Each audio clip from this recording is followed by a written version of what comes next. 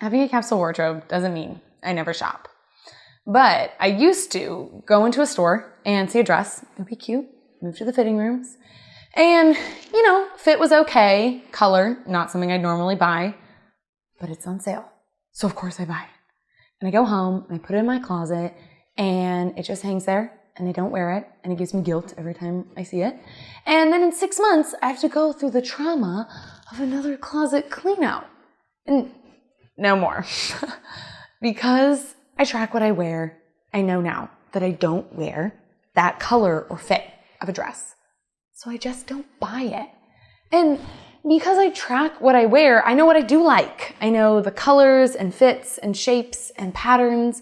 And because that's what I love, I know I'll wear it. And so that's what I buy.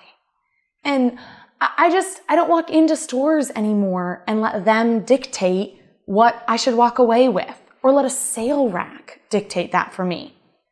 I go in and I think about what I love and what I need, and that's what I buy. And it's not that I've stopped shopping, but I do shop a whole lot differently. I have a whole new habit of buying things and only things that I really love and I'll really wear.